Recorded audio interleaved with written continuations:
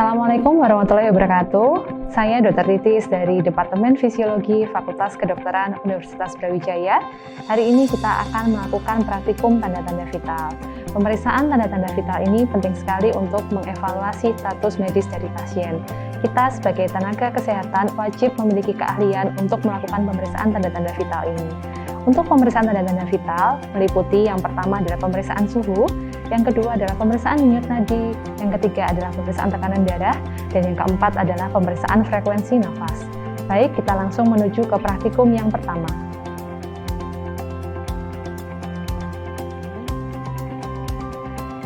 Yang pertama adalah pemeriksaan suhu tubuh. Suhu normal diperlukan untuk metabolisme di tingkat seluler, jaringan, ataupun di sistem organ, di mana rentang suhu normal adalah 36 hingga 37,5 derajat Celcius.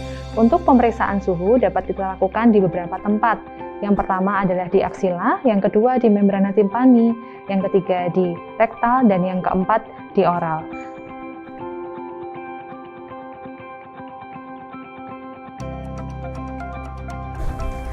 Yang kedua adalah pemeriksaan denyut nadi. Denyut nadi dipengaruhi oleh beberapa hal. Yang pertama adalah elastisitas dari pembuluh darah, yang kedua adalah viskositas darah, yang ketiga adalah tekanan darah, dan yang keempat adalah bentuk aliran darah. Untuk denyut nadi normal, yakni adalah 60 sampai dengan 90 kali per menit.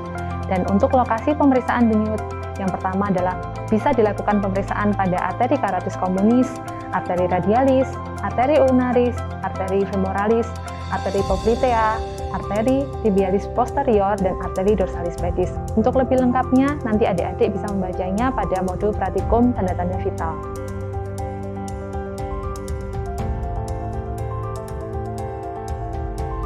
Yang ketiga adalah pemeriksaan frekuensi nafas. Untuk pernafasan terdiri dari siklus inspirasi dan juga ekspirasi. Inspirasi adalah memasukkan oksigen ke dalam alveoli, dan ekspirasi adalah mengeluarkan udara menuju ke atmosfer. Untuk batas normal dari pernafasan ini adalah 14 sampai dengan 20 kali per menit. Satu frekuensi nafas dihitung dengan satu inspirasi diikuti satu ekspirasi.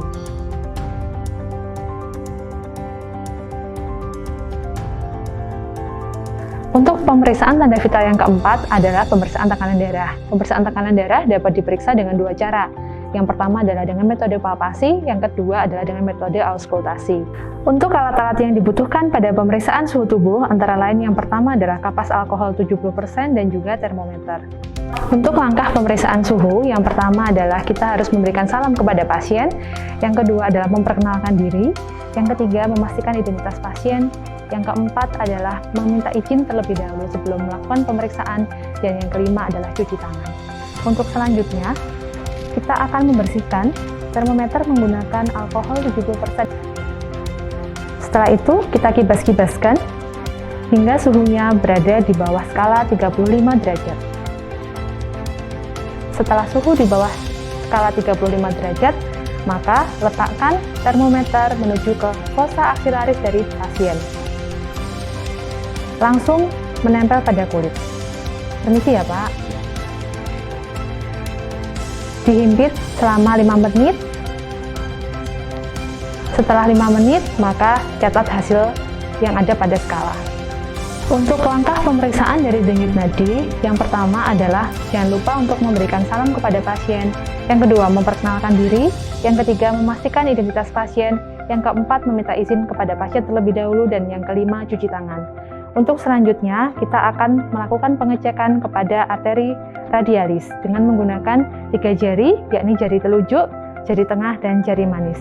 Kita langsung melakukan pencarian arteri radialis, yakni arteri yang terletak di sebelah lateral, yakni di deretan dari ibu jari atau jari kedua. Dengan 3 jari, kita mulai mencari arteri tersebut. Setelah kita dapatkan, kita amati keteraturannya dan juga denyutnya. Setelah kita rasakan, kita hitung lajunya dalam waktu 1 menit.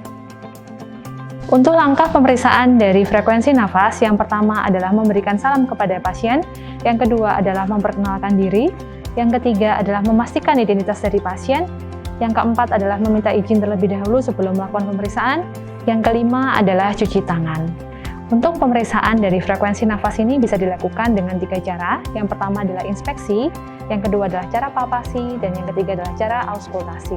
Pada saat inspeksi, maka kita amati pergerakan dari dinding dada pasien, kita catat pergerakan tersebut dalam waktu 1 menit. Untuk teknik yang kedua, bisa juga menggunakan palpasi. Jadi tangan kita letakkan di atas dada pasien, ini ya Pak. Lalu kita hitung laju nafasnya dalam 1 menit. Selanjutnya, yang ketiga bisa menggunakan metode auskultasi dengan stetoskop yang telah kita siapkan. Jadi kita akan mendengarkan suara inspirasi dan ekspirasi pasien. Kita letakkan pada lapang paru pasien. Kita hitung dalam waktu 1 menit. Yang selanjutnya adalah pasien dipastikan sudah beristirahat selama 5-10 menit sebelum kita lakukan pemeriksaan. Lalu kita siapkan lengan pasien di atas dari bed pemeriksaan, dan kita ada di sebelah kanan dari pasien. Lalu bebaskan lengan pasien dari benda-benda yang menghalangi. Jika ada baju, maka bajunya dapat dilipat hingga ke lengan atas. Lalu kita lakukan palpasi arteri brachialis dengan menggunakan 3 jari, yakni pada area fossa cubiti di bagian medial. Setelah kita mendapatkan proyeksi dari denyut arteri brachialis, maka kita lakukan pemasangan tensimeter.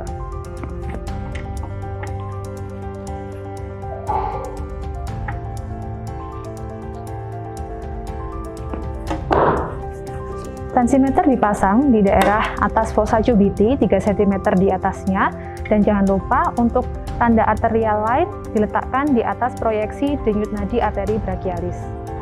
Pemasangan tensimeter tidak boleh terlalu rapat dan terlalu longgar.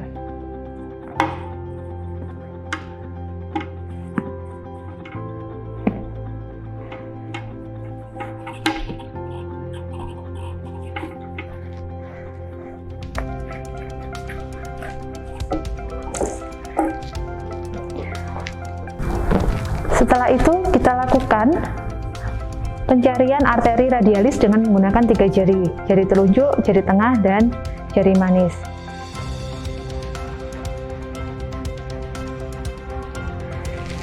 Setelah kita dapatkan denyut dari arteri radialis, maka kita mulai untuk memompa. Kita pompakan tensimeternya sampai dengan denyut nadi arteri radialisnya hilang, dan setelah hilang kita tambahkan 20 mm Hg untuk dipompakan kembali.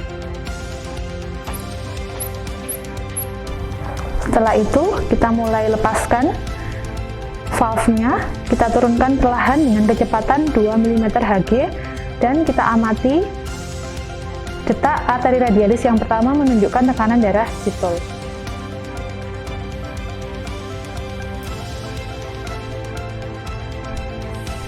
Catat hasilnya. Untuk pemeriksaan tekanan darah yang kedua bisa menggunakan metode auskultasi, yakni dengan menggunakan stetoskop. Langkahnya hampir sama dengan yang pertama.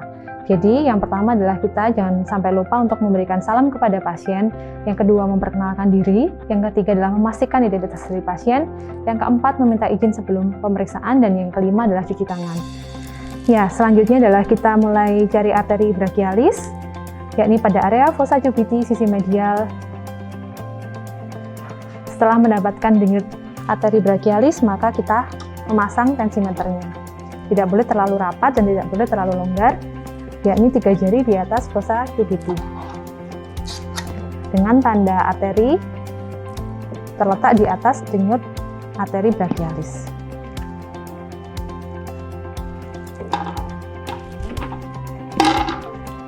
Kita letakkan stetoskop di atas arteri brachialis, lalu kita mulai memompakan tensimeter.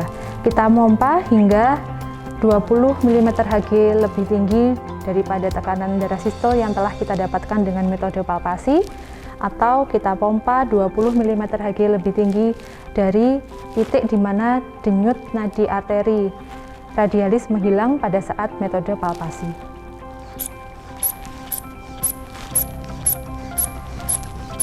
Tadi dari pasien ini kita dapatkan tekanan darahnya 100, sehingga kita pompa hingga 120. Setelah itu kita mulai buka dari valve-nya, kita turunkan pelan-pelan 2 mm Hg per detik. Lalu kita amati bunyi Korotkov 1 atau bunyi pertama dari arteri brachialis yang kita dengarkan adalah bunyi sistol, ada tekanan darah sistol. Untuk bunyi terakhir yang kita dengar atau bunyi Korotkov 5 adalah tekanan darah diastol.